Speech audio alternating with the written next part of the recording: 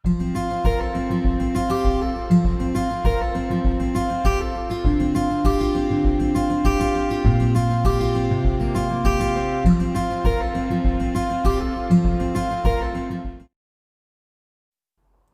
Students, हमारे YouTube channel intermediate chemistry classes में आप सबका स्वागत है। क्लास 11th के रसायन विज्ञान विषय की ऑनलाइन क्लासेज के लिए हमारे YouTube channel intermediate chemistry classes को अभी सब्सक्राइब कीजिए और नई वीडियो के नोटिफिकेशन के लिए बेल आइकॉन पर क्लिक कीजिए। स्टूडेंट्स, आज आप सब इस वीडियो में रासायनिक आबंध के बारे में पढ़ेंगे। रासायनिक आबंध क्या हैं, ये कितने प्रकार के होते हैं तथा संयोजकता क्या है और वैद्युत संयोजकता की जानकारी आप सब इस वीडियो में प्राप्त करेंगे। संयोजकता क्या है? संयोजकता शब्द का प्रयोग सर्वप्रथम फ्रैंकलैंड ने किया था। संयोजकता अर्थात वैलेंसी, जो कि एक लैटिन भाषा के शब्द वैलेंसिया से लिया गया, जिसका अर्थ होता है सामर्थ्य या क्षमता। तो किसी तत्व की संयोजकता उसकी रासायनिक संयोग करने की क्षमता अर्थात उसकी संयोजन क्षमता को प्रदर्शित करती है। अर्थात कोई तत्व कितने अन्य तत्व के परमाणुओं से संयोग कर सकता है, उसे हम उस तत्व की संयोजकता कहते हैं। फ्रैंकलैंड ने सर्वप्रथम हाइड्रोजन के सापेक्ष विभिन्न तत्वों की संयोजकता बताई थी। उनके अनुसार किसी तत्व की संयोजकता उस तत्व के एक परमाणु से संयोग करने वाले हाइड्रोजन परमाणुओं की संख्या के बराबर होती है। जैसे कार्बन परमाणु CH4 में कार्बन 4 हाइड्रोजन परमाणुओं से संयोग करता है, अर्थात CH4 में कार्बन की संयोजकता 4 है। अमोनिया में नाइट्रोजन परमाणु हाइड्रोजन के 3 परमाणुओं से संयोग कर रहा है, अतः नाइट्रोजन की संयोजकता 3 है। H2O में ऑक्सीजन परमाणु हाइड्रोजन के 2 परमाणुओं से संयोग करता है, अतः ऑक्सीजन की संयोजकता 2 है। HCl में क्लोरीन हाइड्रोजन के 1 परमाणु से संयोग करता है, अतः क्लोरीन की संयोजकता 1 है।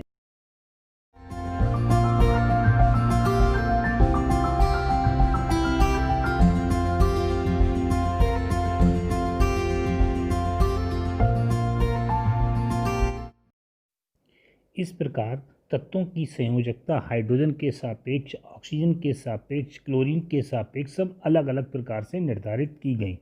लेकिन फ्रैंकलैंड की इस परिभाषा के आधार पर यह स्पष्ट नहीं किया जा सकता था कि संयोजकता या संयोजन का कारण क्या था। तो तत्वों की संयोजकता अर्थात संयोजन क्षमता के कारण को स्पष्ट करने के लिए लुईस तथा कॉसेल ने संयोजकता को इलेक्ट्रॉनों के संदर्भ में समझाने का प्रयास किया और एक संयोजकता का इलेक्ट्रॉनिक सिद्धांत प्रस्तुत किया, जिसके अनुसार किसी तत्व की संयोजन क्षमता उसके परमाणुओं के बाह्यतम कोश में उपस्थित इलेक्ट्रॉनों की संख्या पर निर्भर करती है। जिन तत्वों के बाह्यतम कोश में 8 इलेक्ट्रॉन होते हैं, अर्थात जिनका इलेक्ट्रॉनिक विन्यास स्थायी होता है, वे रासायनिक रूप से निष्क्रिय होते हैं। जैसे सभी अक्रिय गैस तत्व helium, नियान, argon, krypton, xenon, radon. Helium को छोड़कर से सभी तत्वों के बाह्यतम कोश में 8 इलेक्ट्रॉन होते हैं, जो कि एक स्थायी व्यवस्था है। हीलियम के संयोजी कोश में केवल 2 इलेक्ट्रॉन होते हैं, जो कि एक स्थायी व्यवस्था है, क्योंकि हीलियम में केवल एक ही कोश होता है, वही बाहरी कोश होता है। तो पहले कोश में अधिकतम 2 ही इलेक्ट्रॉन होते हैं, जो कि एक स्थायी व्यवस्था है। अक्रिय गैस तत्वों के अतिरिक्त सभी तत्वों के परमाणुओं में यह प्रवृत्ति होती है कि वे अपने निकटतम अक्रिय गैस तत्वों का स्थायी इलेक्ट्रॉनिक विन्यास प्राप्त करने का प्रयत्न करते हैं।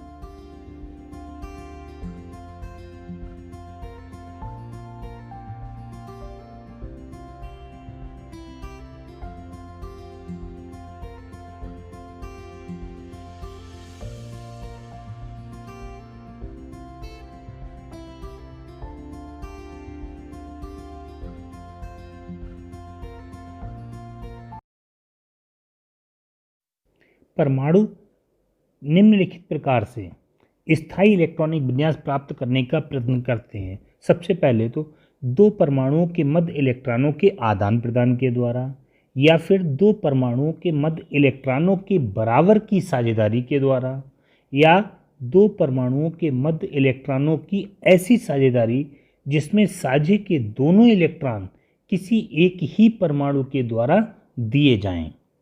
तो किसी तत्व के परमाणु द्वारा रासायनिक संयोग में स्थानांतरण या साझे में प्रयुक्त इलेक्ट्रॉनों की संख्या को उस तत्व की संयोजकता कहते हैं।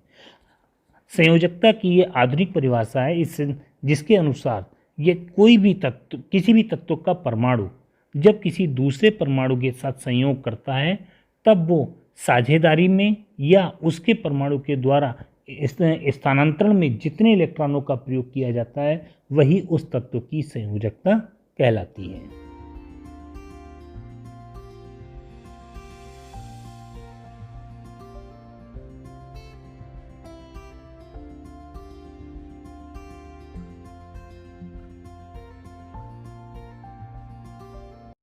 अब बात करते हैं संयोजी इलेक्ट्रॉन की। किसी परमाणु में उपस्थित वे कोष जिनके इलेक्ट्रॉन बॉन्ड बनाने में भाग लेते हैं उन्हें हम संयोजी कोष कहते हैं। संयोजी कोष अर्थात बैलेंस सेल, तथा इनमें उपस्थित इलेक्ट्रॉनों को संयोजी इलेक्ट्रॉन कहा जाता है। संयोजी इलेक्ट्रॉन भी दो प्रकार के होते हैं। एक होता है बॉन्डिंग इलेक्ट्रॉन, वे संयोजी इलेक्ट्रॉन जो बॉन्ड निर्माण में भाग लेते हैं बॉन्डिंग इलेक्ट्रॉन कहलाते हैं, और दूसरे होते हैं एंटी बॉन्डिंग इलेक्ट्रॉन।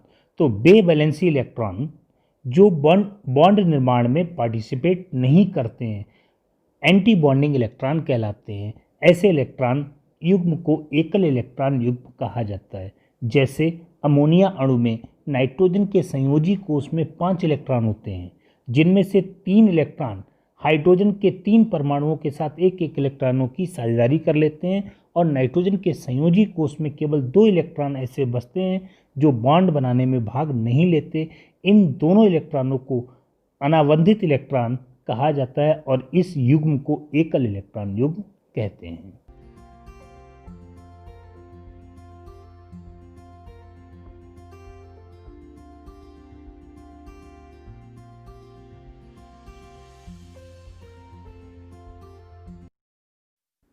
रासायनिक आबंध। अभी हम लोगों ने पढ़ा था कि अक्रिय गैस तत्वों को के अतिरिक्त से सभी तत्व स्वतंत्र अवस्था में नहीं रह सकते। वे अपने अष्टक को पूर्ण करने का प्रयास करते हैं। किसी न किसी तरह से वे दूसरे परमाणु के साथ संयोग करते हैं और अपना अष्टक पूर्ण करते हैं। तो किसी भी अणु अथवा आयन में उपस्थित परमाणुओं के मध्य कार्यरत वह आकर्षण बल जिसके द्वारा वे परमाणु एक दूसरे से बंधे रहते हैं रासायनिक आबंध कहलाते हैं। तो संयोजकता के इलेक्ट्रॉनिक सिद्धांत के आधार पर रासायनिक आबंध 3 प्रकार के होते हैं। नंबर 1 इलेक्ट्रोवैलेंट बॉन्ड, जिसे हम वैद्युत संयोजी बंध अथवा आयनिक बंध भी कहते हैं। दूसरा कोवैलेंट बॉन्ड, सहसंयोजक बंध, और तीसरा कोऑर्डिनेट बॉन्ड, उप सहसंयोजक बंध।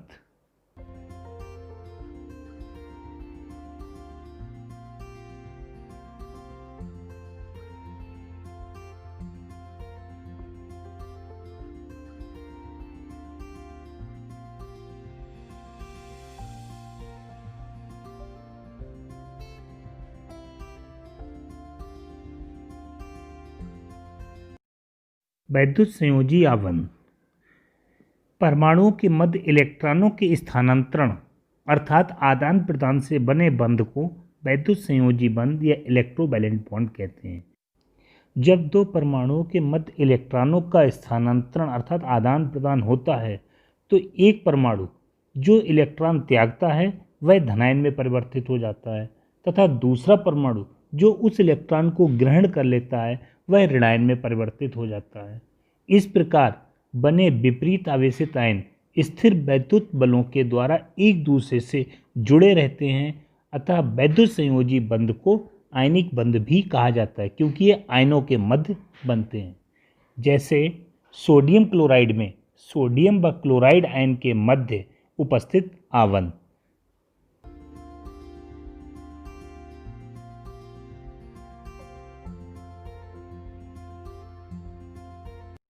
जैसे सोडियम क्लोराइड, सोडियम के संयोजी कोष में केवल एक इलेक्ट्रॉन होता है और क्लोरीन के संयोजी कोष में 7 इलेक्ट्रॉन होते हैं। सोडियम का इलेक्ट्रॉनिक विन्यास होता है 2 8 1। यदि सोडियम परमाणु एक इलेक्ट्रॉन त्याग दे तो उसके जो धनायन में परिवर्तित हो जाएगा, तब उसका इलेक्ट्रॉनिक विन्यास 2 और 8 होगा, जो कि एक स्थायी इलेक्ट्रॉनिक विन्यास होगा। इसी प्रकार क्लोरीन के संयोजी कोष में 7 इलेक्ट्रॉन है, तो वह एक इलेक्ट्रॉन ग्रहण करके अपना अष्टक पूर्ण कर लेता है। अतः सोडियम परमाणु एक इलेक्ट्रॉन त्याग कर सोडियम आयन धनायन बनाता है और क्लोरीन वह इलेक्ट्रॉन ग्रहण कर लेता है, क्लोराइड आयन बनाता है। इस प्रकार सोडियम धनायन और क्लोरीन ऋणायन के मध्य एक स्थिर वैद्युताकर्षण बल कार्य करता है, जिसे हम वैद्युत संयोजी बंध कहते हैं, और इसे आयनिक बंध भी कहा जाता है। इसी प्रकार अन्य उदाहरण भी हैं, जैसे calcium chloride, magnesium chloride, sodium sulphide, calcium hydride आदि। ये सारे वैद्युत संयोजी बंध के उदाहरण हैं। आयनिक बंध बनने के लिए आवश्यक शर्तें क्या क्या हैं? जब किसी प्रबल ऋण विद्युतीय तत्व किसी प्रबल धन विद्युतीय तत्व के परमाणु के मध्य सदैव वैद्युत संयोजी बंध बनता है। किन्हीं दो तत्वों की विद्युत ऋणात्मकताओं का अंतर 1.7 या उससे अधिक हो तो उनके परमाणुओं के मध्य सदैव वैद्युत संयोजी बंध बनता है। जब कोई धातु किसी अधातु के साथ संयोग करती है तो उनके परमाणुओं के मध्य सदैव वैद्युत संयोजी बंध बनते हैं। वैद्युत संयोजकता। वैद्युत संयोजी बंध बनाने में किसी तत्व के एक परमाणु द्वारा त्यागे गए अथवा ग्रहण किए गए इलेक्ट्रॉनों की संख्या को उस तत्व की वैद्युत संयोजकता कहते हैं। जैसे सोडियम क्लोराइड में सोडियम एक इलेक्ट्रॉन त्यागता है, अतः सोडियम की संयोजकता 1 है, वैद्युत संयोजकता 1 है। और क्लोरीन एक इलेक्ट्रॉन ग्रहण करता है तो क्लोरीन की भी वैद्युत संयोजकता 1 होगी। वैद्युत संयोजी यौगिक। वे यौगिक जिनमें वैद्युत संयोजी बंध होते हैं वैद्युत संयोजी या आयनिक यौगिक कहलाते हैं। जैसे sodium chloride, calcium chloride, magnesium chloride, sodium sulphide, potassium oxide, magnesium oxide, aluminium fluoride आदि सभी वैद्युत संयोजी यौगिक हैं। वैद्युत संयोजी यौगिकों के लक्षण। आयनिक यौगिक प्रायः ठोस होते हैं क्योंकि इनमें विपरीत आवेशित आयन एक नियमित क्रम में जुड़कर एक क्रिस्टल जालक का निर्माण करते हैं। आयनिक यौगिकों में क्रिस्टल जालक को तोड़ने के लिए बहुत अधिक ऊर्जा की आवश्यकता होती है, इसीलिए वैद्युत संयोजी यौगिकों के गलनांक और क्वथनांक उच्च होते हैं। आयनिक यौगिक जल में विलय होते हैं। जब इन्हें जल में घोला जाता है तब मुक्त जल योजन ऊर्जा का मान इतना अधिक होता है कि इनमें आयनों के मध्य बने आयनिक बंध टूट जाते हैं और अवयवी आयनों में ये यौगिक वियोजित हो जाते हैं। सभी वैद्युत संयोजी यौगिक अपनी गलित अवस्था या विलयन की अवस्था में विद्युत के सुचालक होते हैं, क्योंकि जब इनको जल में घोला जाता है या ये जब गलित अवस्था में आते हैं तब इनमें मुक्त आयन होते हैं और मुक्त आयनों की उपस्थिति के कारण ही इनकी गलित अवस्था में तथा विलयन अवस्था में विद्युत के सुचालक होते हैं। लेकिन ठोस अवस्था में ये विद्युत के कुचालक होते हैं, क्योंकि ठोस अवस्था में इनके आयन मुक्त अवस्था में नहीं रहते हैं। प्रश्न कई बार परीक्षा में पूछा गया है कि ठोस सोडियम क्लोराइड विद्युत का कुचालक है जबकि इसका जलीय विलयन विद्युत का सुचालक है। NaCl एक आयनिक यौगिक है। ठोस अवस्था में सोडियम आयन तथा क्लोराइड आयन स्थिर वैद्युताकर्षण बल के द्वारा बंधे रहते हैं और मुक्त आयनों की अनुपस्थिति के कारण ठोस सोडियम क्लोराइड विद्युत का कुचालक होता है। लेकिन जब इसको हम जल में घोलते हैं तब ये आयनों में टूट जाता है और मुक्त आयनों की उपस्थिति के कारण ही सोडियम क्लोराइड का जलीय विलयन विद्युत का सुचालक होता है। ओके स्टूडेंट्स, ये हमारा वीडियो आप लोगों को कैसा लगा कमेंट बॉक्स में लिख करके हमें ज़रूर बताइए। इसी प्रकार की अन्य नई वीडियो को प्राप्त करने के लिए हमारे YouTube channel intermediate chemistry classes को अभी सब्सक्राइब करें और नोटिफिकेशन के लिए बेल आइकन को दवाएं।